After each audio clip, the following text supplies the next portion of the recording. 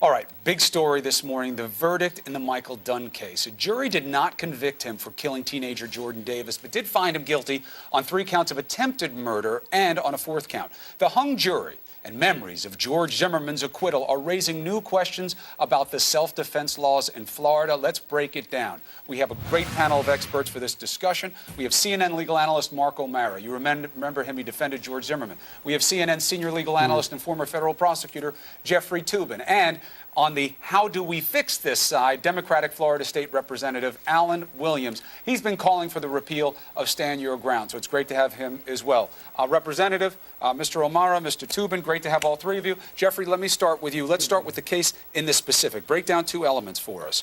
First, somebody on this jury must have thought that there was a gun. Tell us why and what that means. And the findings of the jury about... The jury couldn't reach a verdict on the actual death of the child, of course, who died.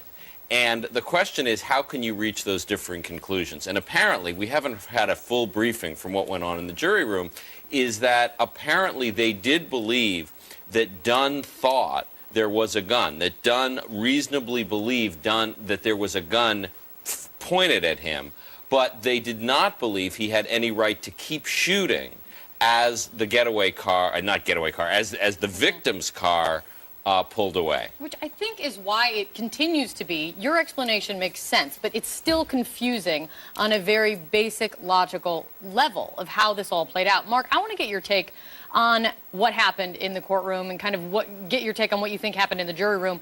Because here's my question, and you've written about this. I'm wondering at this point if we are asking juries to take on an impossible task, which is to determine if someone had fired a weapon out of fear or out of anger, and how a jury can determine if someone reasonably had a fear that they had their life threatened, so then they could take on lethal force. Is that an impossible task for a jury to take on?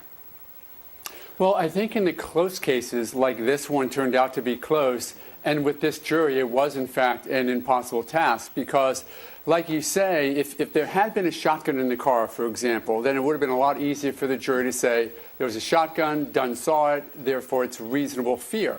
But now we have to look into Dunn's situation, what he was looking at as a reasonable person. And if in fact there was the tripod or something else that somebody may have used or that Dunn saw, then a jury has to look at that and say, did Dunn look at it and say, I believe I'm in fear, and make the shot at Jordan? That's why I think they could not decide on that. I think they were thinking between either self-defense or maybe second-degree murder. We know they weren't considering first-degree murder for the Jordan event because they only came back with second-degree murder for the other 3. So I think that was the conundrum. And the problem with it is that self-defense has been around since our brainstem started. It's just self-preservation. And it's much more difficult to try and decide what's in a person's heart when they pull a trigger. Right, but Representative Williams, the different ways that we can design the laws to deal with self-defense, and the charge is clear. Florida has a law that makes it too easy to get away with murder. Do you agree with that proposition? And if so, why don't you change the self-defense rulings there? Well, I agree with you, Chris. And, first of all, our hearts and prayers go out to Ron and Lucy, who have been just stalwarts in this tragedy that has played out here in Florida. But I will tell you that we've made an attempt. Back in November, we put forth a repeal of the Stand Your Ground laws. Unfortunately, the committee that it went before voted against it. And I will tell you that the reason why we put it forth was because, as you saw in Sanford, as you saw now here in Jacksonville, the law is ambiguous. And I will tell you that law enforcement communities around the state have problems with applying it. You have state attorneys. My state attorney here in Tallahassee, Florida, is opposed to Stand Your Ground. And so we have to do something different, because if we continue to show the world that Florida is not safe for young boys or individuals at movie theaters or wherever the case may be, they're going to be confused as to really what the law really does for the common person. And at the end of the day, Stand Your Ground was a law that was really a law in search of a solution in search of a problem. The castle doctrine has always been there. As Mark said, we have this law has been around since the beginning of time. as far as self-defense. And so we have to, I think, we go back and revisit that. Right, but Representative, let me have Jeffrey pick up on that point. Self-defense laws can be designed a lot of different ways. The Castle Doctrine gives a lot of protection that many states don't. That's right, but let's also keep the political context clear. The Stand Your Ground law is part of the series of laws that Republicans pushed after they took control in states after the 2010 elections, in some states earlier. I mean, this is a political disagreement. Stand Your Ground is something that the gun lobby has pushed because they want it to be easier to use a gun in self-defense. So it's not that this is some abstract discussion about what the best law might be. There is a difference between what Democrats and what Republicans want on Stand Your Ground. This is a political issue. It's not purely a legal issue. And Mark, jump into this as well, because do you think if the Stand Your Ground laws, the Stand Your Ground law specifically was not there, it would change the outcome in this case? Neither one of them. The Zimmerman case and Dunn case were absolutely not Stand Your Ground cases whatsoever. Nobody said that Zimmerman or Dunn had an opportunity to retreat, didn't do so, and therefore properly used Stand Your Ground. Look, Stand Your Ground is sort of the weird uncle of self-defense. It doesn't come out of the shadows very often. Very few percentage of the cases in the world use Stand Your Ground. We have to be very careful not to allow the energy and the passion that's come up with verdicts like this to be concerning self-defense. Self-defense in every state is here. More than half of the states have this Stand Your Ground.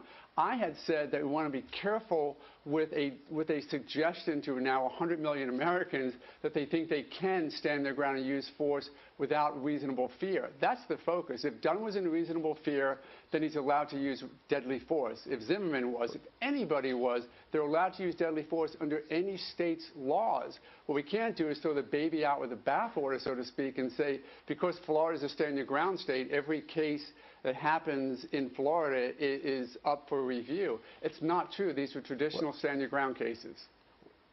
Well, Mark, I have to disagree. I mean, we might be throwing the baby out with the bathwater. Self-defense. We may not be throwing the baby out with the bathwater, but we're definitely throwing the teenager out. And I think we do have to be concerned, right? And although the self-defense was not, Stand Your Ground was not used in the Zimmerman case, it was used when the police had confusion as far as how to arrest him. It was used when the judge applied that in the jury instructions. And so as my colleague, former state senator Dan Gelber, who was a legal expert here in Florida, stated many months ago, that these jury instructions that include the Stand Your Ground defense confuse juries. And so if they're confusing juries, if they're confusing law enforcement communities, if they're leaving a lot of disbelief and untrust in the citizens of Florida and around the country, we must do something about it. All right, Representative, let's take a break really quick. We're going to continue this discussion on the other side of the break. Mark. Welcome back. The verdict in the Michael Dunn loud music trial is about more than just the facts of that case. It raises real questions about self-defense laws, about prejudice, and about how we protect our kids. So we have our panel. We have Jeffrey Toobin, Mark O'Mara, and Representative Williams from Florida. Guys, let's take a look at some of the bigger issues here, and I'll start with you, Mark O'Mara. Yes, you have the facts of this case. Yes, you have self-defense law, and what may be inadequate about it or too lenient in Florida, but there are two bigger concerns. One, someone on this jury decided to believe that it was possible that 4 black kids in a car would have had a gun, even though there was no evidence presented to them that there was a gun in the car. So that goes to a cultural presumption. You have a second one, which is, as a country, we seem to be getting more and more comfortable using violence with each other at the smallest threat. Do you see those two issues, and what do we do about them? Without question, we have become a nation that uses guns as the default position for a response to a threat. It's not yell back, it's not argue, it's not reason, it's not discuss, it's not even leave. It is take out your 9mm and start shooting. And we have to stop doing that. We are not only killing more black males, and we're killing them at a higher percentage than we're killing other people, but we're killing people left and right with our weapons. I have guns. I understand the Second Amendment. I agree with it. But I don't think the Founding Fathers decided that we should have a well-regulated militia to start using 9mm in kindergartens or in theaters or with situations where you're in a car that can drive away.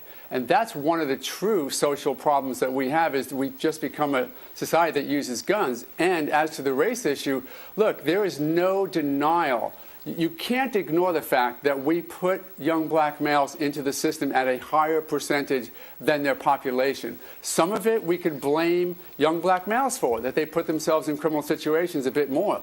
But we can't deny the systemic prejudices against young black males, because here's a perfect example.